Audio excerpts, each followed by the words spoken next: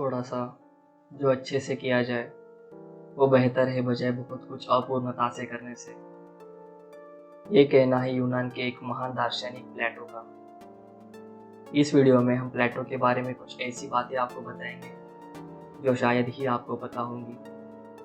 Fact number 1, प्लेटो यूनान के एक प्रसिद्ध दार्शनिक थे जिनका जन्म 428 ईसा पूर्व में एथेंस में एक सम्राट परिवार में हुआ था।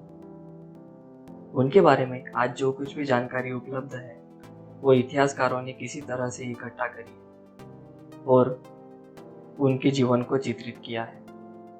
फैक्ट नंबर 2, अभी तक के और एक महान फिलोसोफरों में से एक सोक्रेटस प्लेटो के शिक्षक थे।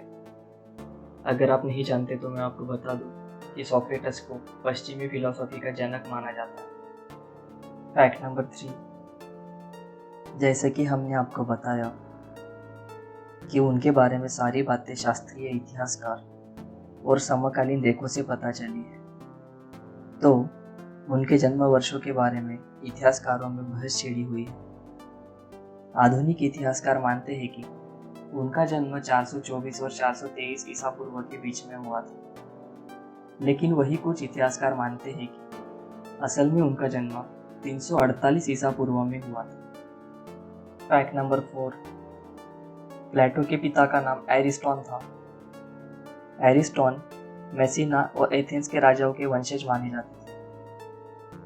उसी तरह उनकी माँ, जिनका नाम पेरिक्टेन था, वो भी एक रईस परिवार के वंशज मानी जाती थी। फैक्ट नंबर 5, कुछ इतिहासकारों के अनुसार प्लेटो उनका असली नाम नहीं था बल्कि उनका उपनाम था और उनका असली नाम एरिस्टोटल्स था।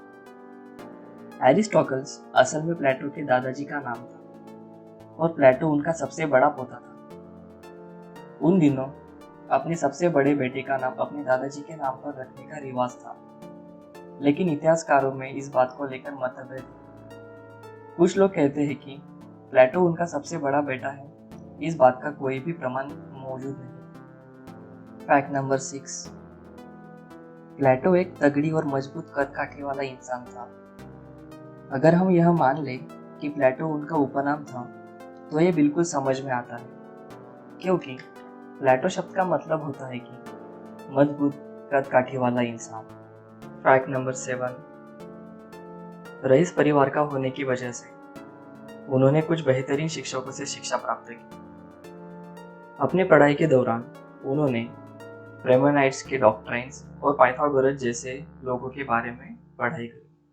फैक्ट नंबर 8, पेलोपोनेसियन के युद्ध के दौरान, जिसमें कि स्पार्टा ने एथेंस को हराया था, प्लेटो ने एक सैनिक के रूप में काम किया था। फैक्ट नंबर 9, उस युद्ध में हारने के बाद एथेंस में अल्पतंत्र स्थापित किया गया था, जिसमें कि कुछ लोगों का ग्रुप पूरे एथेंस में राज करता था। लेकिन कुछ ही दिनों बाद लोकतंत्र फिर से स्थापित हो गया।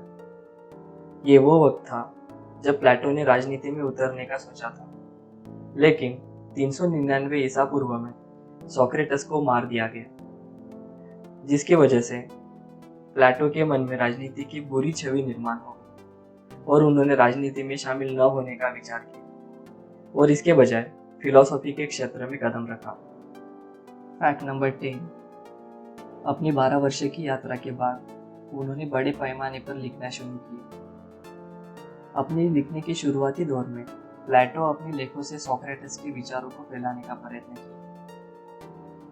उन्होंने बीच के कुछ सालों में अपने खुद के ध्यान, साहस, न्याय और समाज और व्यक्ति को संचालित करने के विचारों के बारे में लिखा। बाद में अपने आखिरी वक्त में उन्होंने सोक्रेटस से ध्यान हटाकर अपने खुद के आध्यात्मिक विचारों की खोज की और वास्तुकला, नाटक, संगीत और नृत्य के क्षेत्र में भी काम किया।